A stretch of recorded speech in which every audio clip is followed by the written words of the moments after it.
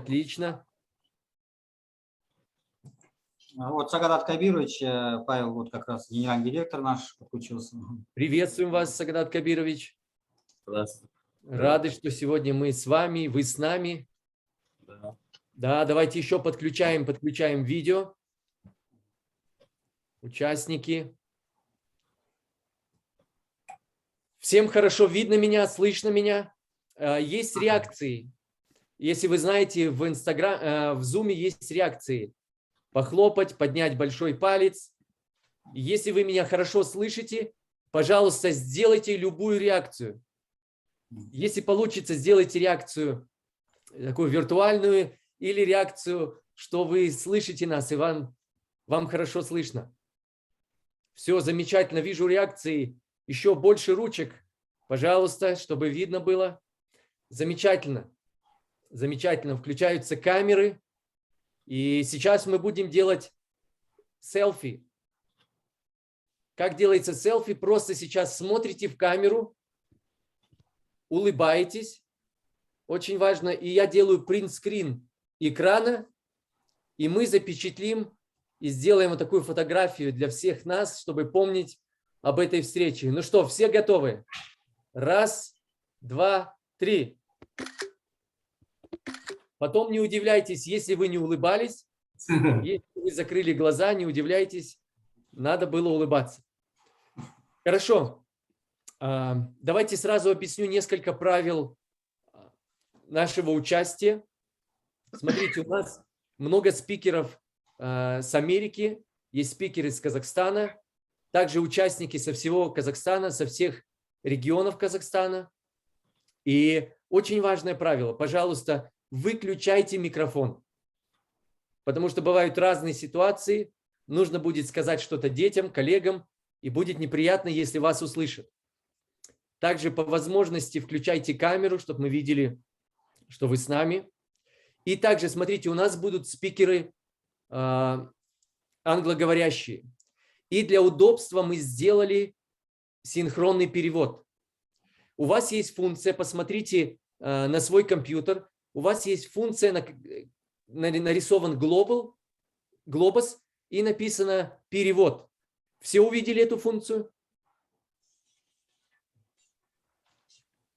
В правом нижнем углу есть перевод.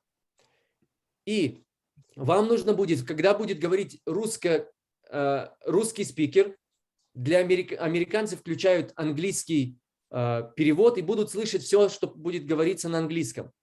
Тогда, когда будет говорить англоговорящий спикер, вы включаете русский перевод, и вы будете слышать синхронный русский перевод. И вам будет очень легко понимать. Хорошо? Чтобы вы ничего не упустили. Для этой встречи, друзья мои, мы пригласили лучших переводчиков Центральной Азии. И это не шутка. С нами Владимир Жихарь. Владимир, ты с нами? Владимир машет нам рукой. Вы знаете, Владимир один из лучших переводчиков Центральной Азии. И я вам даже скажу, в мире. Владимир был переводчиком Ника Вучича тогда, когда приезжал Ник Вучич. И он делал презентации как в Казахстане, так и в Центральной Азии. Поэтому Владимир будет делать все возможное для того, чтобы вы не упустили ни слова. И также с нами Любовь Кудратова. Один из лучших переводчиков. Это наш друг. Это один из первых учителей английского языка и перевода для меня. Поэтому для меня честь, что сегодня Владимир и Любовь с нами. Ну хорошо. Всем понятно? Все услышали, да? Как захотите услышать на английском, если кто-то владеет английским, включаете английский перевод. Если вам нужен русский перевод, подключайте и слушайте русский перевод. Микрофоны выключены, камеры включены. Все, мы все готовы, начинаем. Нурлан, передаем вам слово. Да. Добрый день, уважаемые участники, слушатели конференции. Я хотел бы представить нашего генерального директора Сагадат Кабировича Садыкова. С приветственным словом. Саламатсыздар, құрметті әріптестер. Біз мына халықаралық осы конференцияны ұйымдастыру үшін Павел Викторовичпен бірге ұйымдастырдық. Біздің негізгі бағыт шетелдік әріптестердің қандай жұмыстар, қандай өздерінің біліктіліктерімен бөліседі екен. Осы бағытта біз көптеген жұмыстарды осы ұлттық ғылыми практикалық дене тәрбие орталығы өзінің біліктіліктерін осы шетелдік әріптестермен қандай алмасуға болады, не оларда жаңартылған. Біз осы бағытта біз көптеген жұмыстарды әлі жалғастырамыз. Добрый день, уважаемые гости, коллеги. Рассчитывает именно организатора конференции приветствовать вас, поблагодарить за участие в международной онлайн-научной конференции. Мы с Павелом Викторовичем, когда мы здесь встречались, я предложил, что давайте, если он ездил в Америку, чтобы в дальнейшем, чтобы было обмен опытов, чтобы наши учителя посмотрели, как у них развивается, каких у них направления. Мы это, конечно, будем в дальнейшем продолжать другими, конечно, странами. Самое главное, мы сами знаем, что сегодня у нас направление развития школьного спорта. Наш президент сказал, что именно этот год детский год. Для нас обычно развитие мы сами видим. Развитие науки – это первое место. Без науки мы пока развивать тяжело. Спорт пусть будет, физическая культура будет. Первое место стоит развитие. В каком направлении надо двигаться, в каком... Я думаю, сегодня конференция пройдет очень на высшем уровне. И в дальнейшем, еще раз говорю, мы в дальнейшем будем провести такие конференции. Сондықтан бүгінгі конференцияға жақсылықтар тілейміз. Ары қарай да жақсы бағыттарда болсын. Нұрлан. С приветственным словом выступал Сагадат Кабирович, генеральный директор Национального практического центра. Следующим выступлением у нас будет Центр поддержки тренеров и спортсменов, Центр 360, директор Фетисов Павел Викторович. С приветственным словом.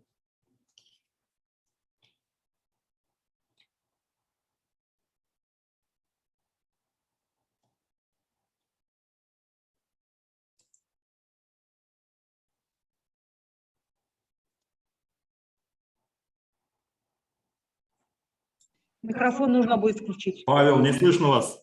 Все замечательно. Я рад, что вы внимательны и рад, что вы слушаете меня. Замечательно. Для меня большая честь сегодня быть вместе с вами.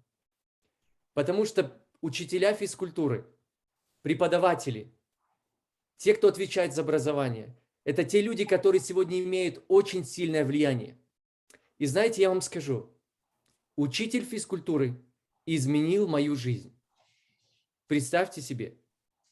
Я думаю, что здесь есть также ответственные за Алматы, Алматинский регион. Я учился в 134-й гимназии. И два преподавателя, Аркадий Яковлевич и Рашид Равильевич, это два преподавателя, которые изменили мою жизнь. Знаете, если сегодня спросить, а кто хочет быть учителем физкультуры? Как вы думаете, сколько процентов населения скажут, мы хотим быть учителями физкультуры? Поймите, что быть учителем физкультуры – это большая ответственность, и это возможность влиять. Но не всегда мы можем осознавать это. Знаете, когда я разговариваю с молодыми людьми или разговариваю в обществе, я узнаю, что учитель физкультуры, трудовик или НВПшник, всегда разные реакции на этих преподавателей. И кто-то говорит, это 3 алкоголика. Но мы понимаем, нет. Так не должно быть. Это люди, которые влияют, эти люди, которые сегодня обучают наших детей.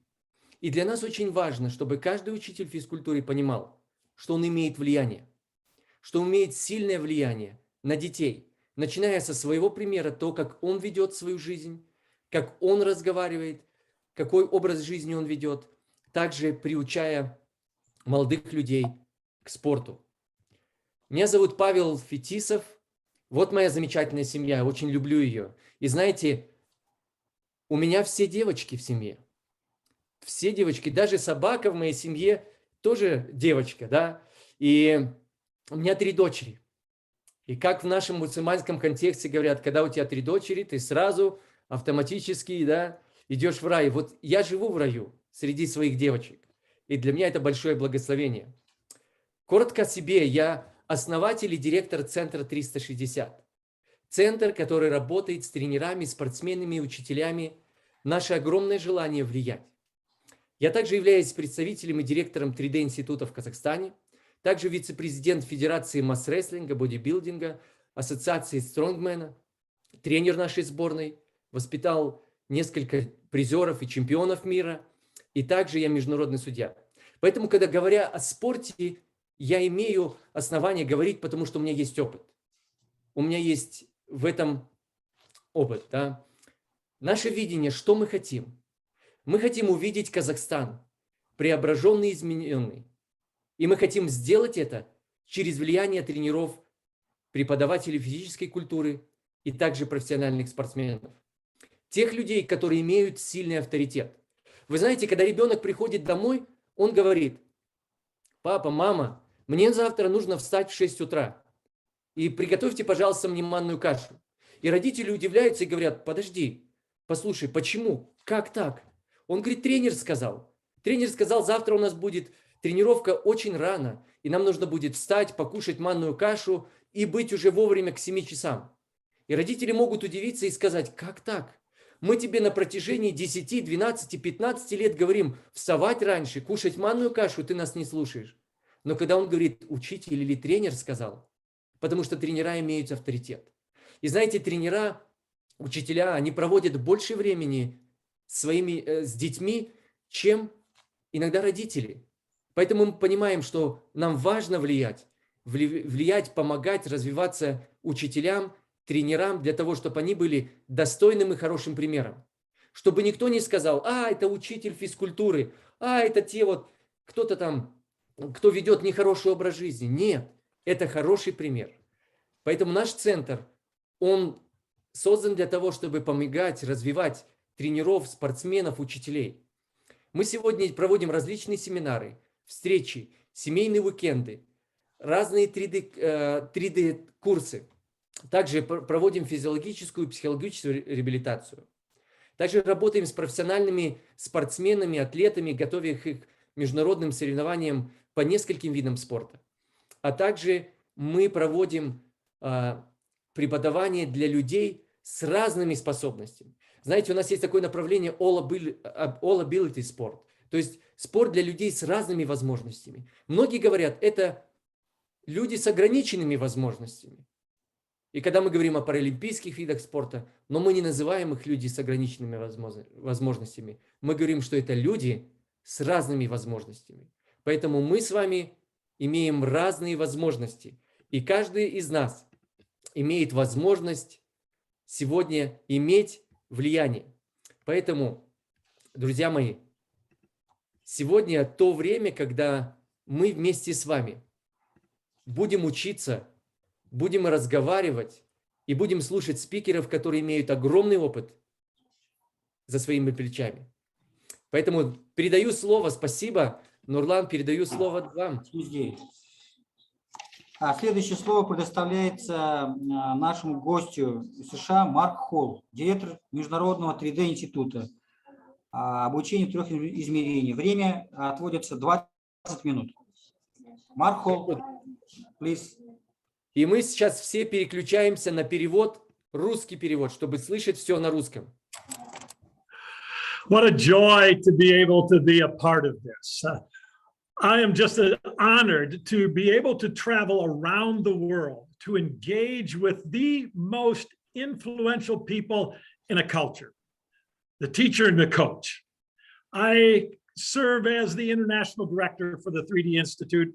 I've been part of the origin of it, created content, and now have been to 50 countries. We've worked in translation of 4 languages with many more in the works for our online courses of certification and credit. We partner with governing bodies. We partner with universities in the US. We work with USA Wrestling as they train all of their coaches with our content. They've seen such a difference it's made in those coaches' lives and the lives of their players. Three-dimensional coaching is a framework for coaching and teaching built on a foundation of purpose. It's a framework built on a foundation. When we do this, when we work with coaches and athletes, we help coaches at all levels to be fundamentally sound, skilled at coaching the mind, but focused on developing the heart. The key is to understand why. And that's what we will start with. We will start with why. Wherever I go around the world, I start with these 4 questions. We call them the mind sight questions because we look inside. And the first question is, first, why do you coach? Why do you coach? Do you have a clear purpose for your coaching? Do you have something that acts like a filter for your decisions, a compass for direction? And then the second question, why do you coach the way that you coach? Why do you do it the way that you do? Why do you teach the way that you teach? Many times the answer is simply, well, that's how I was coached. Sort of like we parent like we were parented. But that may be good or bad. We want you to help coach out of best practices. We want you to help not just to be a scientist, but an artist. We want you to know the practice in a beautiful way. And then that third question is maybe the first time coaches have thought about it, teachers have thought about it when we ask it. What does it feel like to be coached by you? Because feelings are powerful motivators, but feelings can also shut you down. People will forget what you say. They will forget what you do, but they will not forget how you make them feel. What does it feel like to be coached by you? And then finally, that last question, how do you define success? How do you know when you're successful? Because if you don't have a definition of success, I will guarantee you many other people do. If you're coaching, parents have definitions of success. Players have definitions. Owners have definitions. The fans have definitions. How do you define success? As we work through this process, we help you to understand that it's actually very simple to define success. Doesn't make it easy, but it is simple. You see that first question? Why do you coach? If you have an understanding of your purpose for coaching, your purpose for teaching, then success is simply fulfilling your purpose. Why do you coach? Coaches are important. Teachers are important. Your purpose is most important. Three-dimensional coaching is built initially on the research of Dr. Jeff Duke out of the University of Central Florida, where he teaches to this day. He coached at all levels and did his doctorate trying to determine what the successful coaches do over the long haul, not just the season, but have continued success. And out of it came this framework for coaching. We call it the 3D framework. We now have it, as I mentioned, in four languages. We've worked in 70 countries. We have thousands and thousands of coaches who have gone through our online training or our courses for credit, and well over 1,000 international coaches from around the world, and we are just getting started. So let's look at that term, trainer, coach. What is a coach? If someone asked you that question, what would you say? And we hear typical answers like, well, a coach is a mentor, a teacher, someone who imparts knowledge to players, someone who knows skills and transfer those. And they're good descriptors of what you do. But let me give you a definition. It's the best English definition I have ever come across. And it's also the very first English definition. It's from the 1500s. Here it is. This is coach. This is coach. A covered carriage that takes a person of importance from where they are to where they want to or need to go. Oh, isn't that good? Isn't that what you do? You take people of importance. You take some father's daughter. You take some mother's son. Coaches took my children on a journey, and they're very important people, at least to me. And you took them on a journey. But I want you to notice something about this carriage, this coach. Not every carriage is a coach. This is a special kind of carriage. It is a covered carriage. It's the covering that makes it a coach. And what's the covering for? Of course, the covering is for protection. Do your players, do your students feel protected?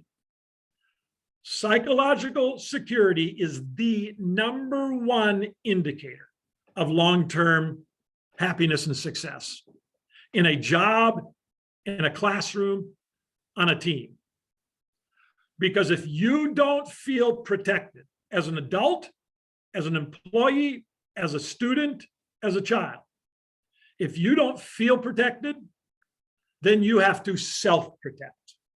Because security is one of the fundamental things that every human being needs. They need to feel secure.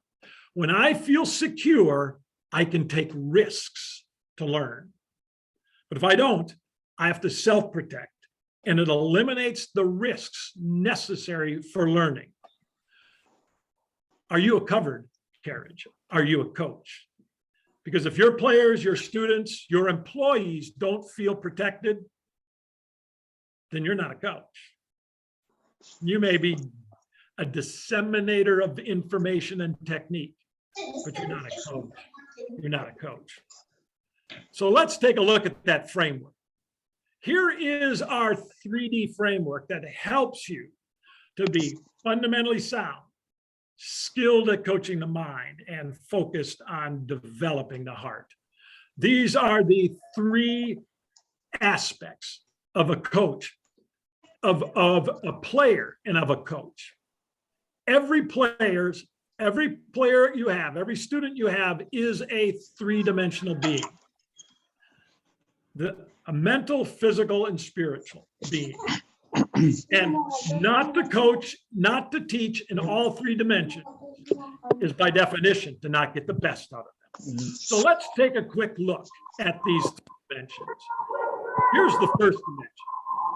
This is the first dimension of coaching, of teaching. In sport, these are the 8 aspects of physical aspects of every sport. And you need to be good at these. Each sport is unique and different. Each classroom, each subject has some uniqueness. The content matter of every different subject is unique, but it's a fundamental skill that every teacher needs to know. Classroom management, things like that, discipline policies, grading, all of those in a classroom. In a sport, these are the 8 things you need to be good at. And if you're really good at these and only these, You can win championships, but I'll guarantee you that there's a trail of damaged relationships along the way, because everything is a transaction. If you do this for me, I'll do this for you. But it's all designed to help us win. Players become products. You lose their person. They're just means to an end. By the way, in our US research, about 80 to 85% of coaches are level 1 coaches only. And what we mean by that is if you went to their practice for a day, a week, a whole season, and wrote down everything they did intentionally, you could put them in one of these 8 categories. 80 to 85%.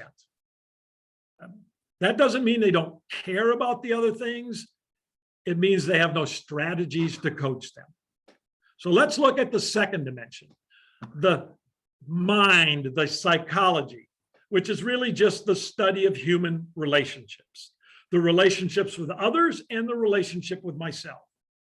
And these are 5 of the big ones that coaches say that they're dealing with and need help with: motivation, confidence, emotions, team cohesion, and goal setting. Do you have motivation issues in your classroom? Do you have motivation issues on your team? How do you know? See, once you get to the second dimension and the third dimension, you now have to step into the lives of the players, of the students, to know this. Because you might think, well, they're late for practice. They must not be motivated. What am I going to do? I'm going to make them run, as if running is that solution. You don't know if they're unmotivated or not unless you find out, you step into their lives. Maybe they really want to be there, but they can't get a ride every day. They're living with a single parent who's got 2 jobs and can't get there. They're highly motivated, even when they're late. But you don't know until you step in. And by the way, when we have a problem at the second dimension and we don't know how to coach it, we almost always apply a lower level solution to a higher level problem. If they're not motivated, we make them run. Running is a great solution to what? Cardiovascular. First dimension. Running is a great solution for that. It's a positive thing. We're now dealing with a second dimension. We need to know how to coach these things. In our training, we have modules on every one of these aspects. And we help coaches to understand it. We help teachers to understand it, and then have solutions, have strategies to develop it. Confidence. How important is confidence? Well, really important for performance. But confidence has 2 aspects. Confidence has a belief aspect and a skill aspect. Confidence is a belief in my skill set. Most coaches and teachers know how to deal with the skill set side. That's level 1. But what about belief? How do I coach that? We'll give you some help with that. Emotions. Wow. Is sport and play ever emotional? Coaches, teachers many times have this love-hate relationship with emotions and many times try to shut them down, which is the worst thing you can do. Emotions are a response to our thoughts. In sport, they're a response to our thoughts about our performance. You deal with the thought to deal with that response. The emotion is the response. We help you with strategies to deal with that, to understand that there's 4 aspects to emotions. There's positive and negative emotions, and there's helpful and harmful. And not all positive or pleasant emotions are helpful, and not all unpleasant emotions are harmful. How do we build up those pleasant helpful emotions for classroom performance and for sport performance. And then how do you make a team out of a we out of a bunch of me's? We'll give you strategies. What we find in our research, only about 20% of coaches have strategies for this. And then finally, the third dimension, the heart, the executive center of who we are. The will is its function, by the will to do it. The spirit is its form. The heart is its center. And these are the things that fall there: identity, character, worth, value, significance. What we know is this: sport is having a major impact on this, some of it very negative, in performance-based identities and instead of purpose-based, and also in the erosion of character. Many of us have said sports builds character, and it's true and not. It's true that sports builds performance character, dedication, sacrifice, teamwork, leadership, perseverance. But the research is clear. Left to itself, sport erodes moral character, honesty, justice, responsibility. Because when our goal of winning becomes our purpose, if the purpose of sport is to win, then honesty and justice have to bow down to it. Sport is a great place. Your physical education department is a great place to build moral character, but it will not happen unless a teacher or coach coaches it. Let me pop by here to remind us of this, that the framework of coaching, of teaching, requires a foundation. And that foundation is your purpose. Without a good foundation, I don't care how good your framework is, storms will come and it'll knock it down. We help you with a process of identifying and crafting and writing that transformational purpose statement. The difference between a goal that is specific and a purpose that gives direction. The statement has these three parts. It's got a verb, a target, and an outcome. Let me show you a couple of them. This is our institute's purpose statement: to help or train coaches to develop three-dimensional strategies to fulfill their transformational purpose. We help, we train. That's the verb. Coaches are our target. The outcome: strategies to fulfill your purpose. This is our CEO's purpose, because he coaches too.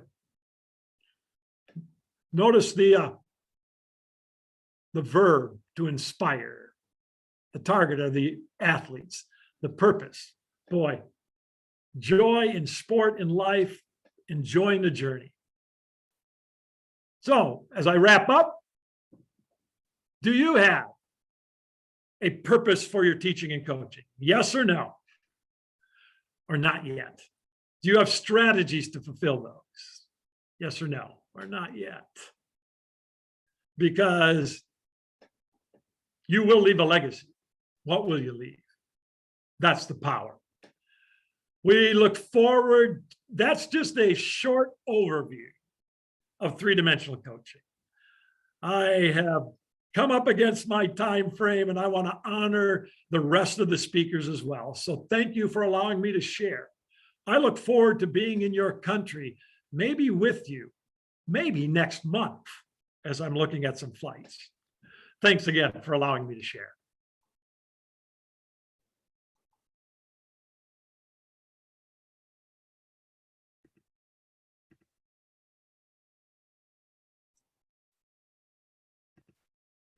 Огромное спасибо за выступление Марку Холлу, директору Международного трудового института.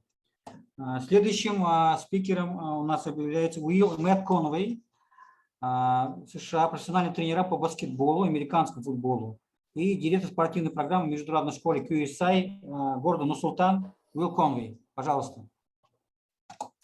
Спасибо вам большое. Уилл. Да, спасибо вам большое. И Марк, спасибо большое за материал, очень хороший материал. Меня зовут Уилл, как мы уже сказали, я сейчас живу, работаю здесь в Нур-Султане. Но я чуть-чуть о себе сначала говорю.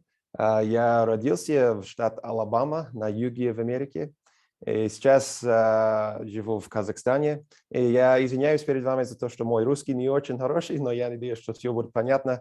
Да, первый раз я посетил Казахстан уже 22 года назад. Кимэп в Алмате пригласил меня и моего брата, чтобы работать с ними как английские курсы и тоже спортивный лагерь. Значит, Казахстан уже большая часть в моей жизни, можно сказать, 22 года. Уже мне 44 года, значит, половина жизни Казахстан играет большую роль в моей жизни.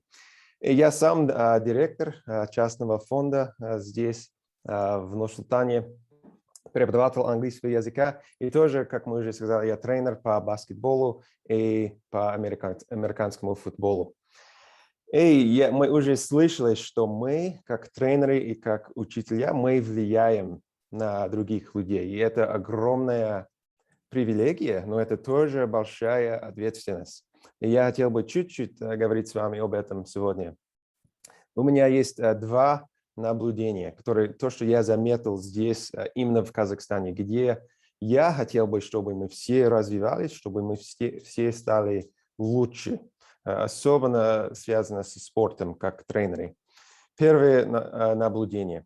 Я хотел бы видеть какой-то тренинг для всех нас, как развиваться, как правильно планировать и вести тренировку, где мы правильно использовали каждую минуту. Как Павел уже сказал сначала, тренер влиял на его жизнь. То же самое случилось в моей жизни. У меня был один тренер, когда мне было, наверное, 14, может быть, 13-14 лет. И он начал работать с нами, и у него был четко, хороший, ясный план каждой тренировки. И все мы знали, куда мы идем, что мы будем делать. И я стал намного лучше, как американский футбол, баскетбол и бейсбол. И он влиял на мою жизнь. Я стал лучшим спортсменом, но тоже я учился, как быть лучшим тренером. Я думаю, что это будет очень важно для нас, для всех нас здесь, в Казахстане, если мы можем учиться, как правильно планировать и вести тренировку. Это первое наблюдение. И второе наблюдение, я хотел бы, чтобы мы создали какую-то культуру здесь, чтобы болельщики смотрели и поддерживали, особенно детей в школах. Я хочу делиться чуть-чуть про свою жизнь в Америке. Я занимался спортом всю жизнь, можно сказать, с 7 класса до 12 класса в школе, и потом получил грант, чтобы учиться в университете, бейсбол играл. У нас была маленькая школа, примерно 300-400 школьников с 1 класса до 12 класса. И я 3 месяца я занимался американским футболом, и потом 3 месяца баскетбол, и потом 3 месяца бейсбол. Можно сказать, каждый день у нас была тренировка или игра. И это очень важная часть в моей жизни. И то, что я хотел бы сказать вам, в моей жизни всегда, каждая игра, у нас было очень много болельщиков. Маленькая школа, но когда мы играли американский футбол, скажем, минимум у нас был 500 болельщиков. Мои родители, дедушка, бабушка, соседи, все учителя. У нас был, это не просто тренер и игроки и судья, но это была огромная поддержка для всех. И я хотел бы, чтобы мы создали такую атмосферу, такую культуру здесь, в Казахстане. Вот это два наблюдения, то, что я хотел бы, где мы развивались. Как правильно использовать тренировки, как правильно четко планировать вести тренировку. И потом, как мы можем создать культуру здесь, чтобы это не был просто тренер и его команда, но чтобы все вместе, как одна большая семья, поддерживали друг друга. Я думаю, что это очень важно. Значит, тренировка правильно использовать и поддержка. Вот это два наблюдения, по-моему, мое личное мнение, где мы можем развиваться здесь, в Казахстане. Сейчас я дам слово моему брату Мэтт. Он мой близнец, он в Алмате. Спасибо вам большое. Хорошо, всем привет, доброе утро всем, или добрый вечер всем, кто там в Америке. Да, меня зовут Мэтт, да, как Уилл уже говорил, я близнец Уилла, он старше меня на 45 минут, но он всегда напоминает меня об этом. Но я здесь в Алмате работаю, я директор спорта в международной школе Тяньшан, здесь в Алмате, тоже здесь почти 22-23 года. Да, у меня жена, 4 детей, и я тоже, как Уилл уже говорил, всю жизнь занимался спортом. Сейчас то, что я хотел добавить, то, что Уилл говорил, мы насчет лиг, как развивать лиги здесь. Например, у нас сейчас мы играем 2 лиги. По баскетболу Коаш называется одна лига здесь в Алмате, и 9 школ участвуют. И это не просто начинать лига, да, но чтобы развивать лига хорошая, самое важное, то, что я видел, это директоры и тренеры из разных школ, они должны иметь очень хорошие, очень здоровые отношения друг с другом. Например, конечно, когда мы играем соперники, вчера у нас были 2 игры, у нас взяли в школе, до игры мы, как директоры, общались, разговаривали. Мы всегда с уважением разговариваем друг с другом. И дети должны это видеть. Они должны видеть, что да, мы серьезно играем, мы хотим победить. Но отношения намного важнее, чем кто выиграл, кто проиграл. Как уже сказано сегодня, характер намного важнее, чем сколько мы победили или сколько мы проиграли. Потому что на всю жизнь, если наши ученики не могут нормально общаться с другими людьми, это влияет, это показывает, что мы неправильно вели наши тренировки, неправильно вели наши игры, наша лига должна быть очень важна, очень приоритет, авторитет, что отношения с соперником, с судьей, с другими тренерами, даже когда мы проиграем. Конечно, это очень легко вести себя нормально, когда наша команда выиграет, когда наши дети хорошо играют, но когда наши дети проиграют, или когда они ошибаются на площадке, или там на поле, или в зале, какая реакция у нас? И я замечаю, что когда незрелые тренеры, я тоже, я видел в себе, когда мои дети и мои ученики, когда у них не получается, да, когда у них плохой день или что-то не попадет, или очень много ошибок на площадке. Когда я молодым тренером был, я всегда кричал, орал, и я смотрел назад, почему я это сделал? Потому что я хотел, чтобы все знали, что это не моя ошибка, это они виноваты.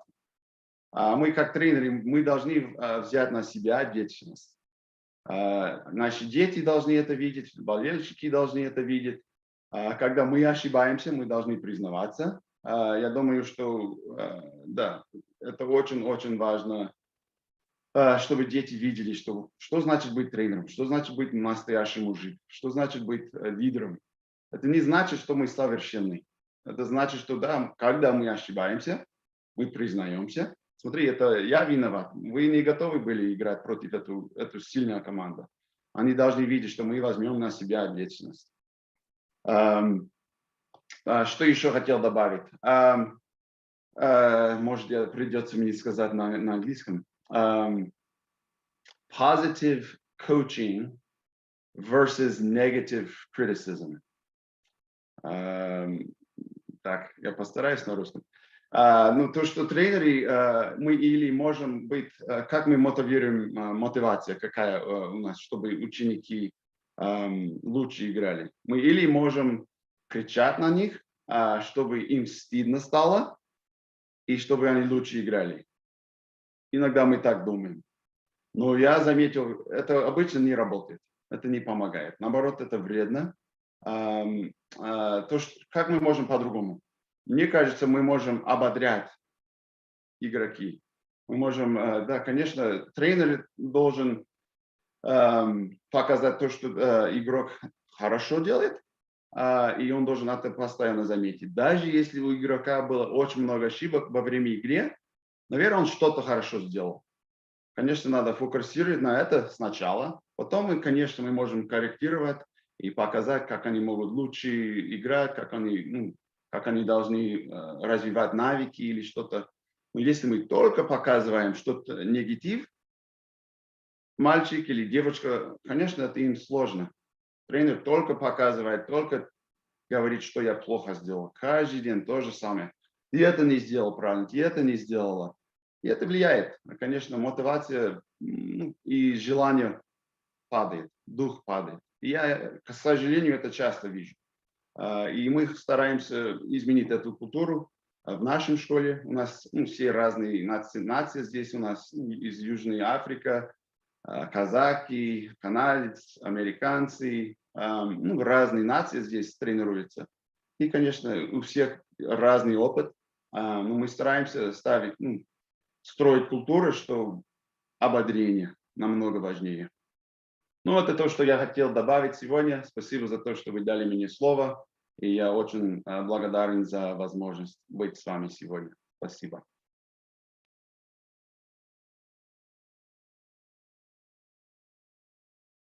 Огромное спасибо, Уилл Мэтконовой, за выступление. Огромная благодарность вам. Теперь следующее слово мы хотели передать профессору Иллинойского университета Тодд Свидман, координатору разработчики программы интегрированного обучения для учителей физкультуры. Время 20 минут. Тема презентации научной программы для учителей физической культуры с 1 по 12 класс.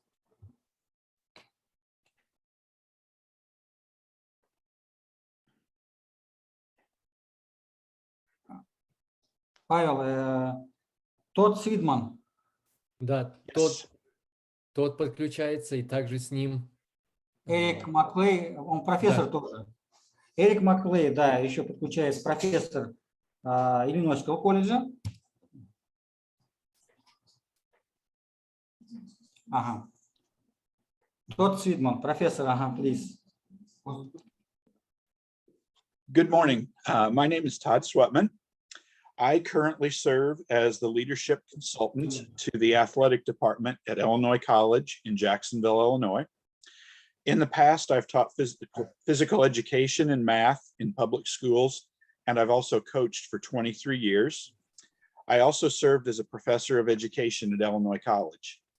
I would like to share for just about 5 minutes with you some research and experience that I've had with physical education. First of all, as part of my teaching experience, I have found that research shows that students that exercise regularly perform much better on academic tests. There's research to back this up. Dr. Rady, who is with the DuPage County Institute, has done research, and he has found that the body has a chemical level of BDNF, which is like Miracle-Gro for the brain. And this is critical for learning, memory, and many other processes of higher thought. The more you exercise, especially with cardiovascular exercise, the more BDNF your body creates, and we see an increase in a process with higher thought. Dr. Arthur Kramer from the University of Illinois also did research and found that regular cardiovascular exercise causes brain cell growth and the creation of new neurons in the hippocampus, resulting in increased learning and memory. The best evidence of this comes from a study that was done in California. There's a graph here that you can see. This shows the correlation between a student's level of physical fitness and their standardized test scores. The higher level of fitness that was attained by the student results in a higher test score. This research was done on approximately 370,000 students in the state of California in 2004. We wanted to find out what would happen if we created learning activities that combine physical exercise as well as academic activities. One such idea resulted in the creation of the fitness-based intelligence mats. You can see a picture of the mats here.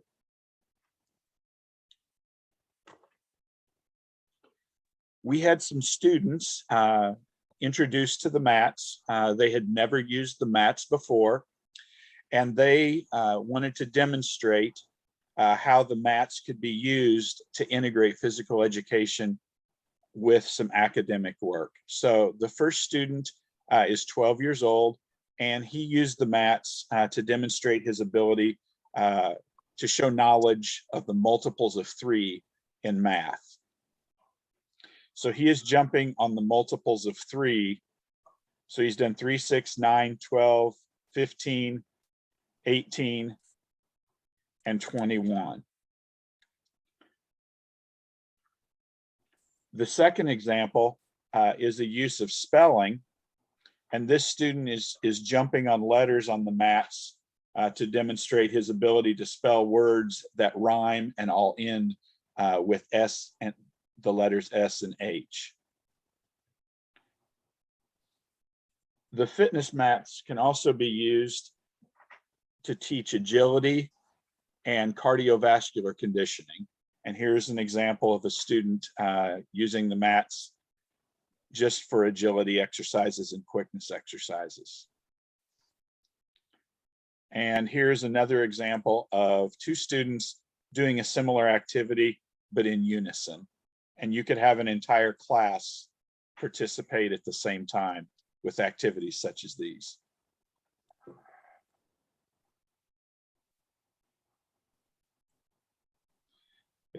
This is just one example of a product or an activity that combines physical education and academics. These activities seem to work best for students up through the age of about 14, but the activities that deal with agility and quickness are valuable for students of any age.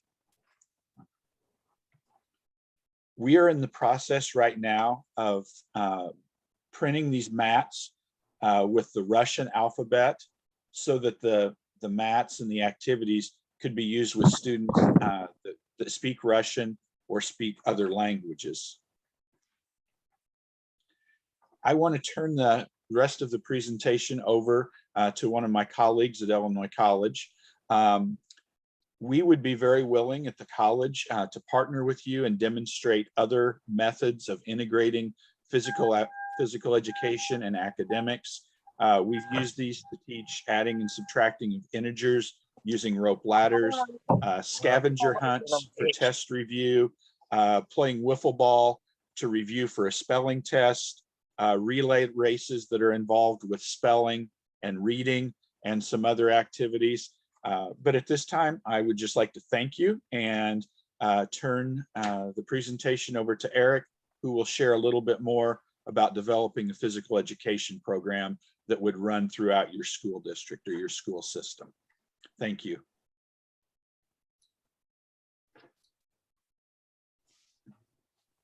Спасибо за внимание, Тодд Свитман. И передаем слово коллеге Тодда Свитмана, тоже профессор из колледжа Иллинойса.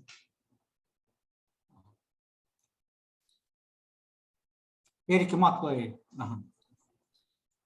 Hello, everybody. Thank you so much for having me on. I am so excited to be here. I'm Eric McCleary, and I am a professor of physical education at Illinois College. and I am a former physical education at the junior high level. And I believe my job is so rewarding because I get to make an impact on students' health and wellness for their entire lifespan. So what I'm talking about today is how can we structure a PE program that begins the very first day of school in the student's first year and then continues on to teach them everything that they need to know about health, wellness, and fitness by the time of their last day of school in their last year. So what we're looking at here is the need for a quality physical education program, and it has to be a priority in all schools. There are so many benefits for a quality physical education program. There's physical benefits that Todd just spoke about. There's cognitive benefits, which he also spoke about, and then social benefits, which has been a theme for all the presentations today. But physically, we are in a time of sedentary behavior by not just students, but people of all ages.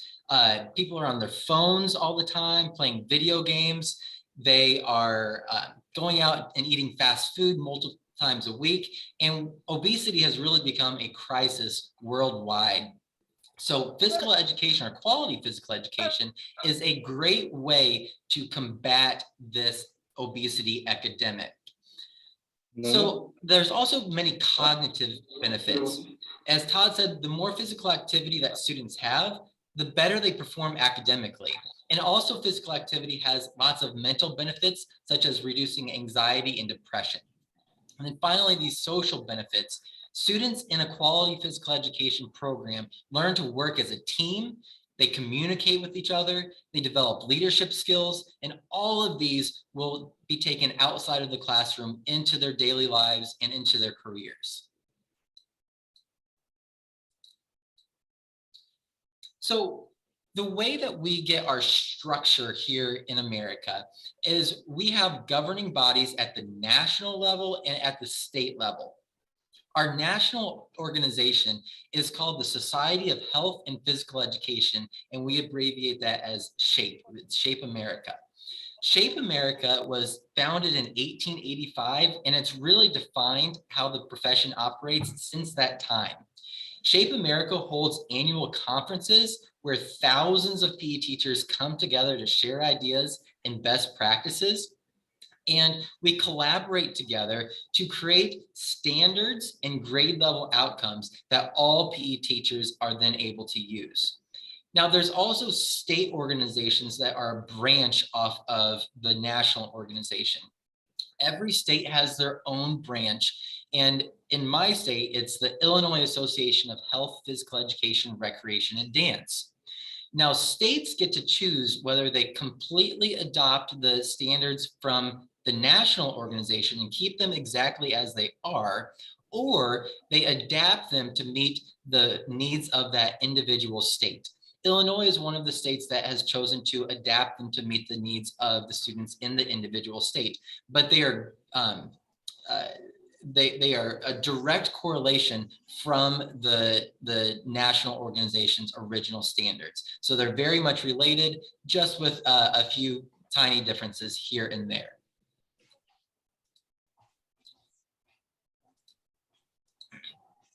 So what is the goal of quality physical education? So to put it in one sentence, we want to give all students the knowledge, ability, and desire to live a healthy life. And those three aspects are really critical. The knowledge, do they actually know how to do exercises properly? Are they doing proper form? Do they know what exercises to do? Do they know what are healthy foods? What are unhealthy foods?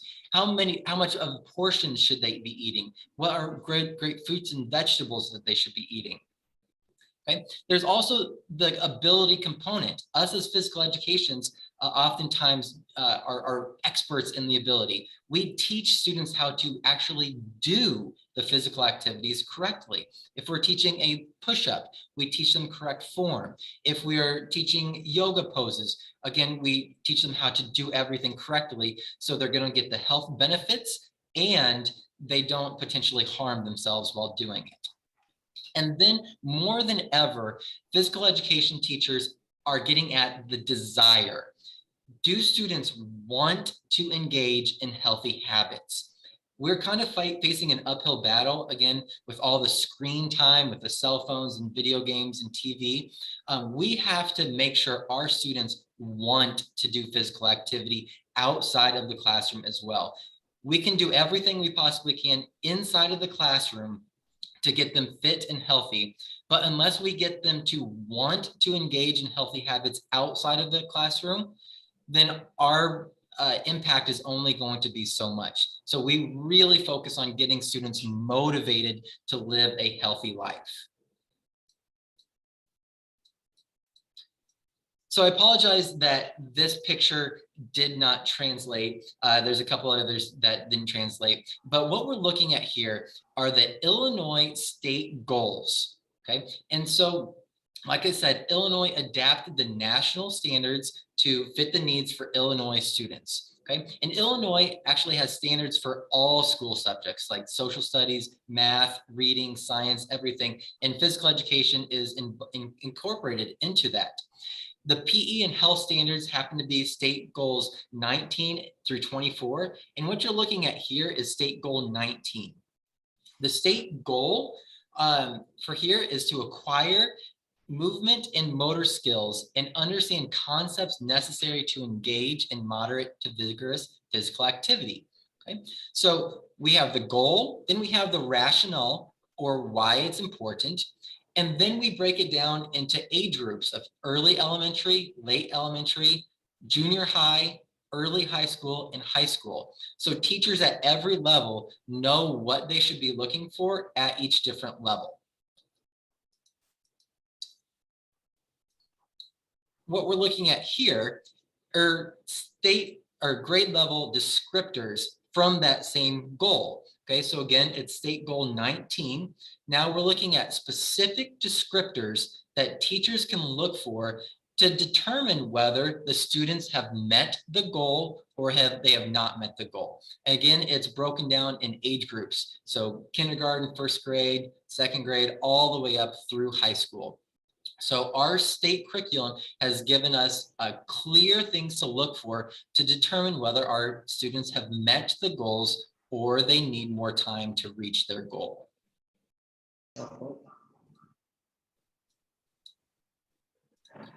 It would take way too long to go through all of the state goals and grade level outcomes. So I just have a general overview for the elementary school goals, the middle school goals, and the high school goals. So our elementary school is kindergarten through 5th grade. So students ages 5 through 10 years old attend elementary school. And during this time in elementary school, there are some things that we want all students to learn in physical education. And it's all incorporated in movement education. We want students to be competent movers and to become comfortable doing all types of movements. So locomotor, non-locomotor, and manipulative movements. So for example, a locomotor movement might be running or skipping or hopping. A non-locomotor movement might be, like in this picture, a balance. And then manipulative movements, how do they use things like a hockey stick or a bat? How do they use those proficiently? Also, we want students to become spatially aware, their own bodies and what's around them, how to interact with people around them without injuring themselves or someone else. We start basic fitness education as early as kindergarten. We can talk about how different exercises impact our bodies differently. So for example, if we run for a long time, how does that impact our body differently than if we hold a pose for a long time? We're also teaching independent work and cooperative work, and we get into basic nutrition and body systems. We teach about fruits and vegetables. We teach about protein and fat. All that stuff we do early on, so it's a great foundation as they progress through school. In middle school, we're looking at grades 6 through 8, and that's generally ages about 11 through 13 years old. And during this time, it is more specific training in fitness and sport. So we're going to get into principles of training, such as progression and overload. We look at the components of health and skill-related fitness, like muscle strength, muscle endurance, agility, power, coordination. We talk about what all of those are, how to build all of them up and develop our skills in each of those areas.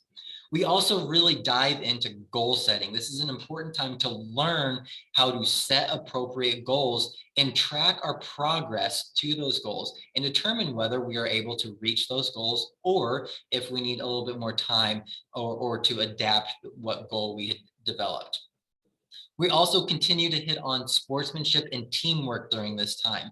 We talk about what it means to be a good sport, whether we are winners or losers in whatever competition we are doing. We talk about how to be a good teammate, how to be a good leader, even we need to learn how to be a good follower as well. So all of that's incorporated into our curriculum in this middle school time.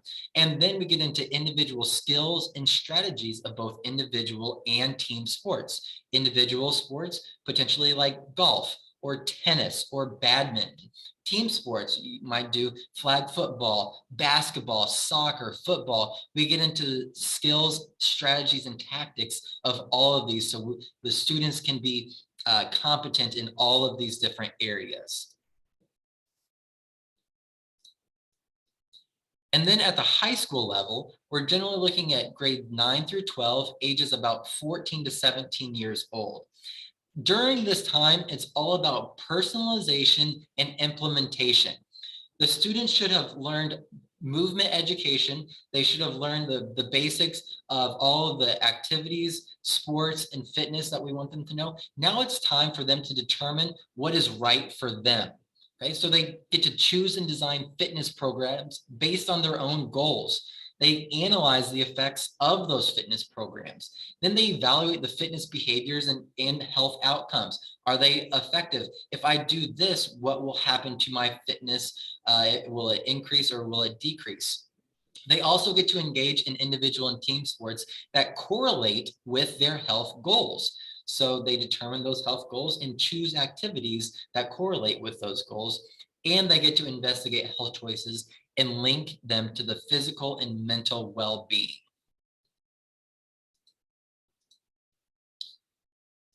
So I know this is difficult to see, but this is from our national organization, Shape America. It's called a scope and sequence of all 5 of the standards. It breaks it down, the standards, into different skills and tells what age levels those skills should be taught at. So here's a closer look. This is a snapshot of the standard 1, where we're looking at motor skills and movement patterns, and we're looking at kindergarten through high school. At what age level should hopping, galloping, running, sliding, what grade levels should these be introduced? And at what grade level should they be mature and be able to apply them in all these different skills? Here's a similar thing, just looking at the standards 3 and standards 4. Okay, so at what grade level are they introduced? At what grade level should they be mature and be competent in these different activities? And at what age level should they be able to apply?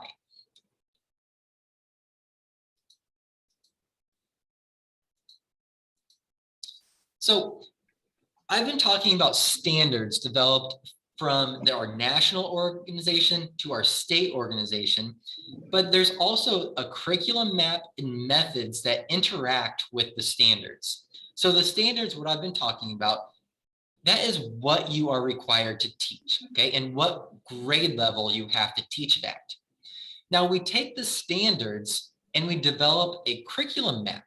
And that's when, during the school year, the teachers are going to teach the required standards. And then the methods are how the teacher is going to teach the required standards. So this is a snapshot of a curriculum map that one of my students here at Illinois College made, and it's just the very first page. And again, I apologize that the translation didn't go through here, okay? But what we're looking at is starting at the very beginning of the year. What is the date? What is the unit? what standards are being met, what activities are done, and what is the assessment. Okay, so we look at every single week during the year. What are they learning? What standards are being met? What activities are they specifically doing? And how are they being assessed, or how are they being graded? How do we determine if they met the standard or not? Okay, so this is a curriculum map. Again, we look at every single week through the entire year, and this is just page one of about a 10 to 15 page document. Okay, so this is just an example of a curriculum map that outlines all of the different units, standards, activities, and assessments that teachers will do throughout the year. What you're looking at here are a few different teaching methods. So we have the standards that we talked about. That's what we have to teach. We have the curriculum map that tells when we're going to teach it. And now the teachers get to determine what methods they use to teach. Okay, so how are you going to teach? There's lots of different methods, and here's a few: direct instruction, indirect teaching, the sport education model, teaching games for understanding. These are all different ways that the teachers can teach the units or the activities.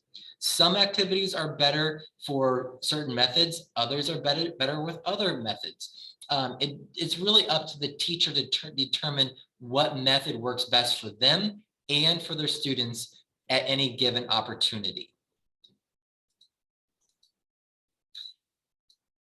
The national organization Shape America also gives us guidelines for appropriate versus inappropriate teaching methods. So here in this picture, it talks about the teaching and learning styles. It tells us exactly what an appropriate teaching style is, and it talks about what an inappropriate teaching style is. And so I just talked about that different methods and styles are going to be appropriate for different activities. And Shape America, our national organization, says the best practice or appropriate practice is to use a variety of teaching styles. And Shape America, this is just a small little picture of a much larger document that talks about appropriate and versus inappropriate practice in all areas of physical education teaching. So just kind of a few takeaways. What is most important about a quality physical education program?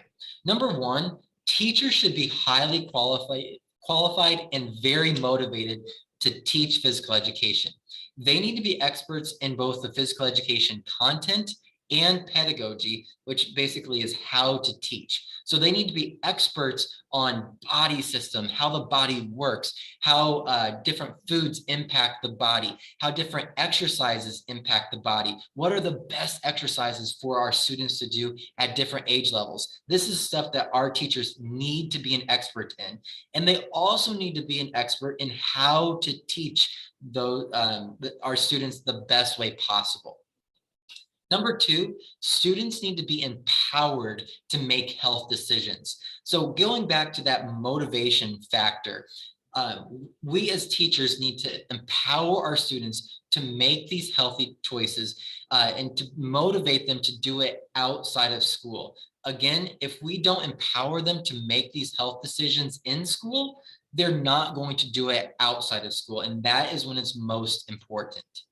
And number three, teachers should abide by the standards of the national organization and the state organization, but each individual teacher should have the autonomy to develop their own curriculum. So when they teach things and what activities they're going to do, and use their own teaching methods to do it.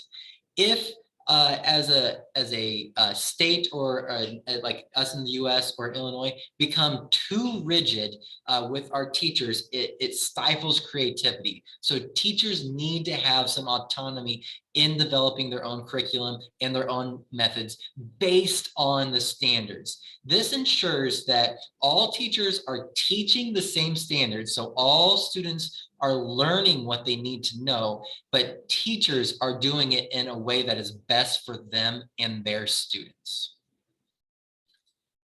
Now, I'm going to take just a moment to talk about Illinois College and kind of brag on what we are doing here. So we are a four-year liberal arts college, and we're located in Jacksonville, Illinois. We were founded in 1829 and have a long history of academic excellence.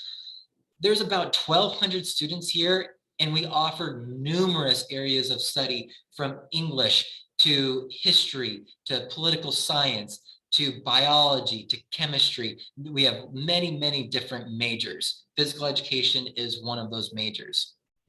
We also have about 20 varsity sports, basketball, football, golf, tennis.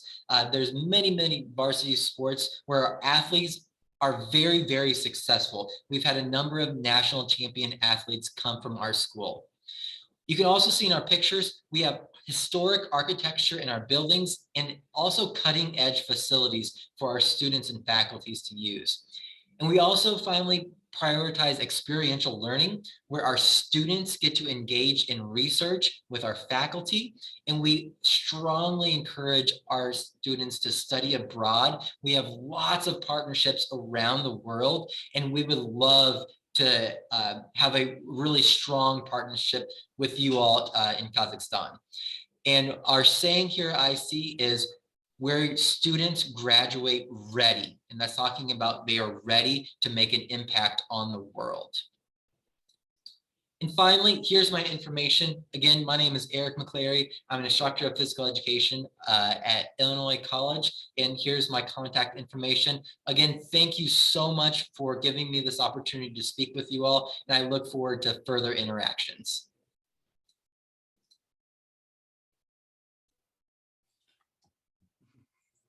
Огромное спасибо профессору Иллинойского университета Эрику Маклайгеру и Тоду Свиду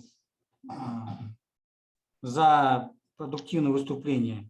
То есть Тод Свитман и Эрик Маклари. И мы готовы сотрудничать с вами.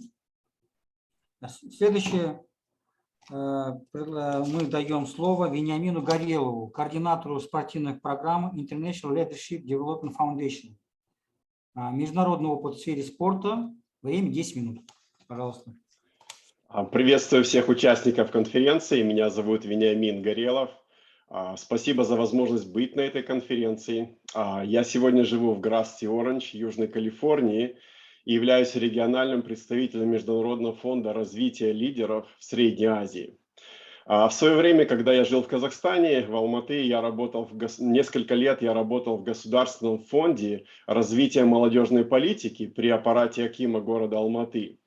И одно из моих направлений была подготовка лидеров нового поколения. И я хочу сказать, что Павел Викторович был одним из наших лучших учеников. Так что я думаю, что вы не ошиблись, выбрав сотрудничество через Павла Фетисова. Сегодня я являюсь региональным представителем Международного фонда развития лидеров Средней Азии. И за время работы во многих странах мы выработали несколько очень важных приоритетов. И они уже в какой-то степени были сегодня отмечены. Во-первых, на первом месте всегда для нас важны люди. Не финансы, не здания, а люди. Когда мы говорим о людях, это тренеры, это учителя, школьники, студенты и спортсмены. И только на втором месте стоит программа, потому что важно, что мы преподаем. Во-первых, это важны люди, во-вторых, это программа. Когда мы говорим о программе, она включает в себя не только отличную физическую подготовку или сдача нормы ГТО. Тренерская программа включает в себя развитие как физическое, так и развитие характера студента, его качеств как будущего лидера или будущего гражданина страны. И только потом на третьем и четвертом месте стоят спортзалы, стадионы, необходимая экипировка и спортивный инвентарь. Поэтому, когда мы работаем в разных странах, мы всегда концентрируемся на эти важные приоритеты.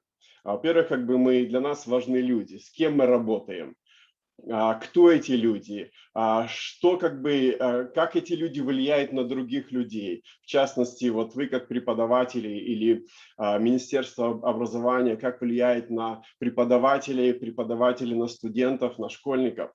Важна программа, важно, вот, что вы выбираете. И сегодня было предложено очень много разных возможностей использовать программу. Они все как бы дополняют друг друга.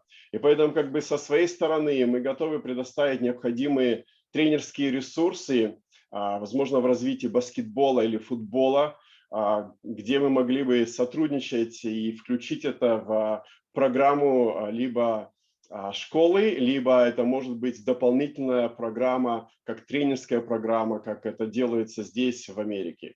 И поэтому мне очень приятно находиться вместе с вами, и я готов делиться теми ресурсами, тренерскими ресурсами, которые есть вот здесь, в Америке, и буду рад сотрудничать с вами. Спасибо большое. Всего доброго. Да, огромное спасибо Вениамину Горелову за короткое и содержательное выступление. Всем и хотим поблагодарить всех наших участников сегодняшней онлайн-конференции казахстанско-американской. Вот, надеюсь, это первая наша онлайн-конференция. Всем огромная благодарность. И спасибо от лица Национального научно-практического центра Министерства образования. Да, мы благодарим. Там микрофончики выключите, пожалуйста. Мы благодарим каждого из вас за участие. Благодарим наших спикеров, которые сегодня выбрали время. И сейчас им уже мы можем пожелать спокойной ночи, доброй ночи, да, потому что в Америке сейчас в разных штатах по-разному. У кого-то уже наступает ночь, будут отдыхать. Вы нашли время для нас, и мы благодарим вас за это. Также каждого благодарим, кто сегодня мог участвовать. Вы слышали сегодня много разной информации. Это лишь презентация, информация того, какой опыт сегодня имеют наши друзья, наши коллеги, наши партнеры по всему миру. Пожалуйста, выключите микрофончик, чтобы не было слышно. И у всех есть сотовый телефон. И у меня сейчас к вам будет задание. Я думаю, что у вас есть Инстаграм. Пожалуйста, возьмите ваши телефоны, откройте Инстаграм. Это одна из платформ, в которой общается сегодня много молодежи. И я думаю, что у каждого из вас уже есть. Зайдите в поиск, Инстаграм, поиск. И в поиске начните записывать PASH.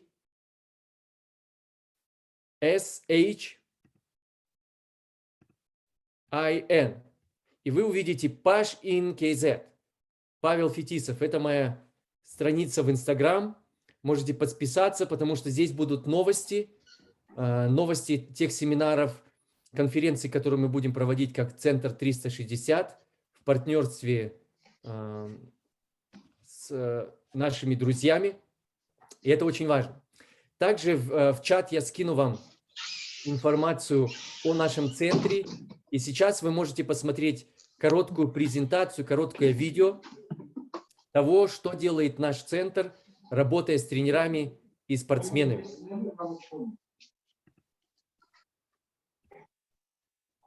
Нам важен каждый тренер и каждый спортсмен.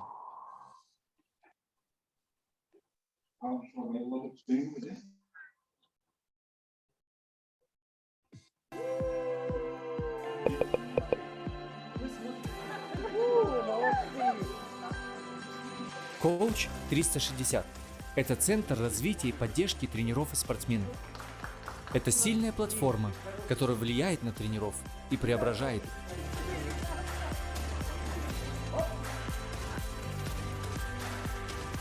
Знаете, за год тренер может повлиять на большее количество людей, чем обычный человек, может даже за всю свою жизнь.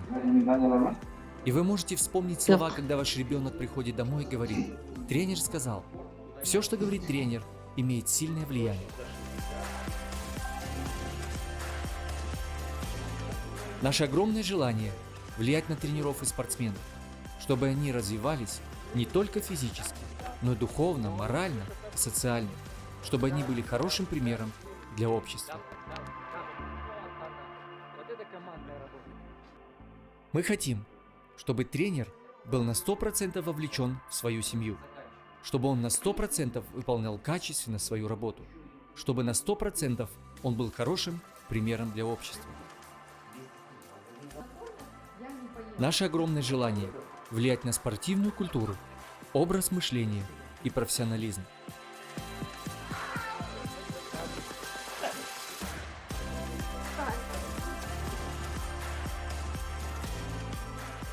Семейная атмосфера очень важна для каждого тренера и спортсмена, поэтому мы помогаем семьям развивать их внутренние отношения.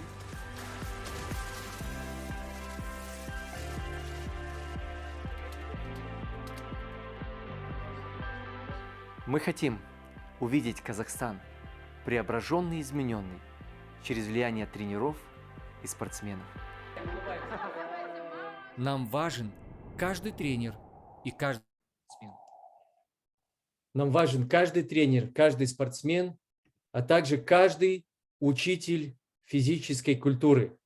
Поэтому мы готовы делать все возможное для того, чтобы каждый учитель физкультуры, он был хорошим примером, чтобы мы могли влиять на подрастающее поколение, на их жизнь, на их здоровье, но также, чтобы они не только стали хорошими, знаете, как есть такое выражение, хорошо, если бы все люди были спортсменами, да, хорошо, вы согласны с этим? Если все были бы здоровыми, да, имели хорошую физическую форму, здоровье, но знаете, также хорошо, если бы все спортсмены были людьми, чтобы каждый из людей, который занимается спортом, имел хорошие качества, уважение к друг другу, умение владеть собой, да, умение строить отношения. Поэтому мы желаем каждому из вас, каждому учителю, каждому тренеру быть вот этим благословением для других людей. И у нас есть еще несколько минут. Если у вас появляются вопросы, есть вопросы, пожалуйста, вы можете записать эти вопросы сейчас в чат. Вот. И смотрите, мы не сможем ответить на все вопросы. Мы не сможем сейчас поделиться всей информацией. Это все для следующих встреч, для последующих встреч. Поэтому, если вы заинтересуетесь спикерами определенными, да, с определенных штатов, пожалуйста, свяжитесь со мной, скажите о своем желании, и дальше мы будем работать над тем, чтобы соединить вас с этими спикерами, чтобы вы уже конкретно могли задавать необходимые вопросы, иметь диалог, иметь партнерство, да, иметь отношения.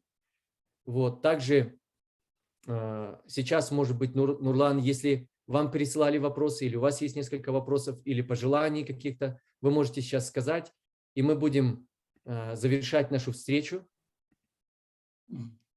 Да. Вопросы также запишите в чат. Да.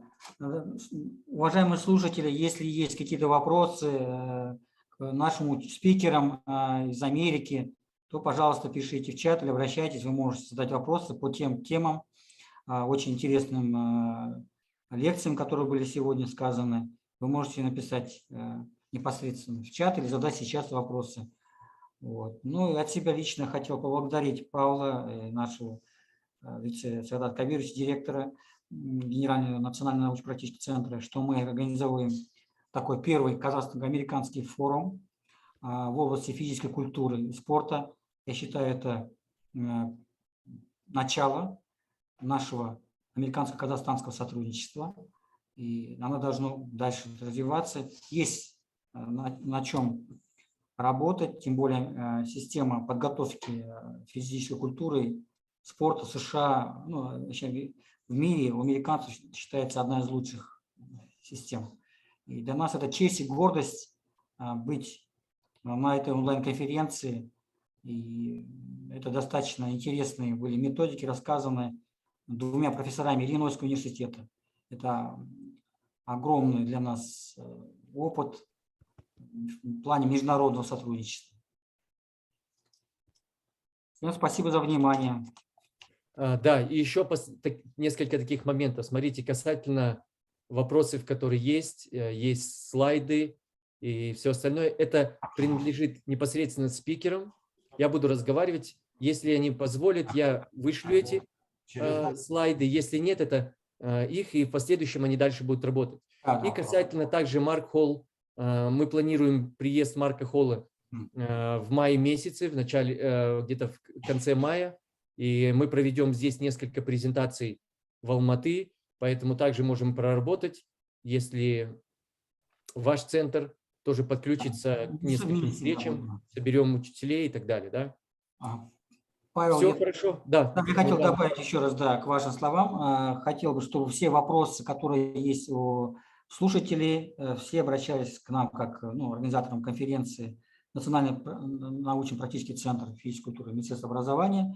То есть все пул вопросов к нам, и мы совместно уже потом, Павел, все вместе отрабатываем непосредственно с Иллинойскими университетами и с другими штатами.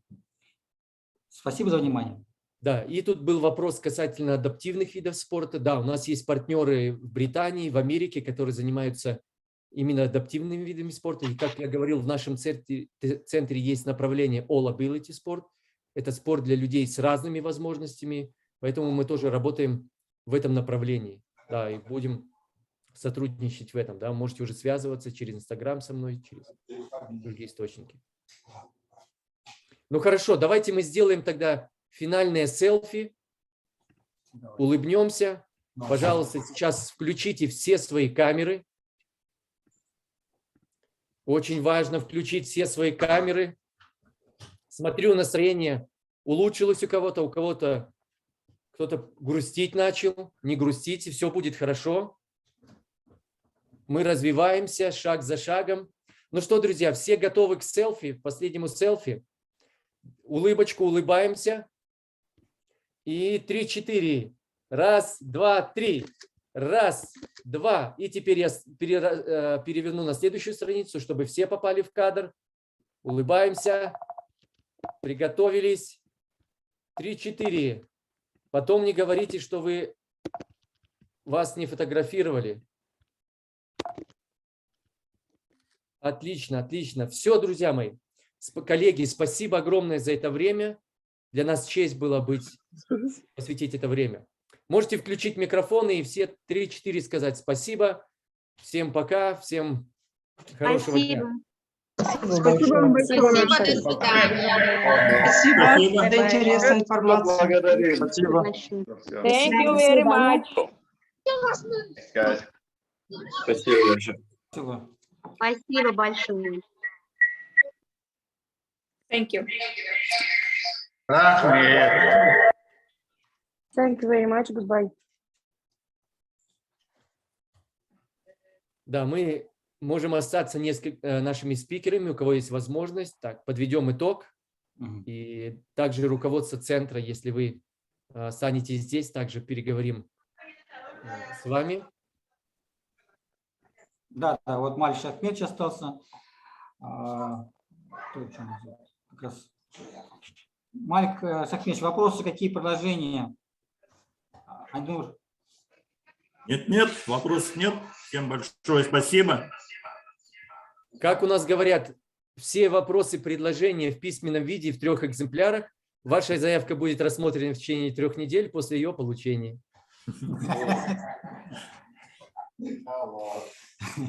Спасибо, Павел. Да, огромная благодарность нашим переводчикам. Их не было видно, они за экраном. Им огромная благодарность лучшему переводчику Центральной Азии, о котором говорил Павел.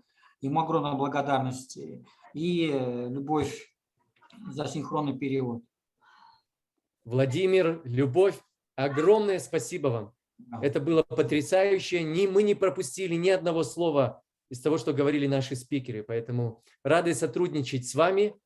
И в дальнейшем будем приглашать вас на дальнейшие наши встречи. И также познакомим вас с центром, и вы уже сможете напрямую работать с центром при необходимости, да, чтобы у вас всегда была работа, и чтобы ваши семьи были в порядке. Да. Марк, спасибо огромное. И мы работаем над тем, чтобы в следующем месяце, в мае месяце, увидеться с вами. Будем очень рады принять вас в нашей стране, показать вам наши достопримечательности, накормить азиатской вкуснейшей едой. Также, Will Matt, благодарим вас за ваше участие и рады, что потрясающие учителя и директора спортивного образования вот есть также и в Казахстане, которые учат, тренируют и влияют. Тот, Эрик, огромное вам спасибо. Вы нашли время для нас. Вы профессионалы своего дела, и мы рады, что вы делитесь вашим опытом с нами и надеемся на дальнейшее сотрудничество с вами. Также, Вениамин Викторович, благодарим вас и благодарны вам за то время, которое вы были в Казахстане, учили, преподавали. И вот все не зря, да, поэтому продолжим дальше уже работать на другом уровне. Каждому преподавателю, учителю физкультуры хочу еще раз сказать огромное вам спасибо. Вы делаете большую работу, и не всегда эта работа, она так оценивается, не всегда это заметно, не много говорят о разных предметах и мало говорят о физкультуре. Да? И вы понимаете, насколько все равно это тоже труд преподавать, влиять, проводить уроки. И знаете, вы делаете это не зря. Вы, преподаватель физкультуры, изменил мою жизнь. Сегодня я связан с спортом просто потому, что учитель физкультуры говорил о своем предмете так же, как говорит учитель по математике. Знаете, вот как по математике ты просто так тесты не сдашь, просто так не сдашь по географии, да, не поставят просто так. Также и у нас настолько урок физкультуры был на таком уровне, что невозможно было просто так его сдать. То есть тебе не поставят просто за красивые глазки, тебе не поставят просто, ладно, не ходи, мы тебе поставим балл. И когда учитель, у нас были два хоккеиста, которые говорили всегда, что вы мужчины, вы должны заниматься спортом, вы должны быть хорошим примером, вы должны мешок поднять картошки, помочь бабушке, при необходимости кого-то донести и так далее. И это в нас очень сильно пробуждало такие чувства, что мы действительно, мы же мужчины, мы должны уметь все делать. Я благодарен им за их пример. Аркадий Яковлевич уже в вечности, к сожалению, да, но Рашид Равильевич жив, здоров, также продолжает быть преподавателем 134-й гимназии. Мы не так давно с ним виделись, я его ободрял за то влияние, которое он оказывал.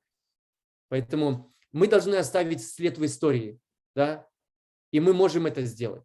Знаете, один человек очень может сильно иметь влияние. Мы вспоминаем историю, много разных личностей, которые повлияли.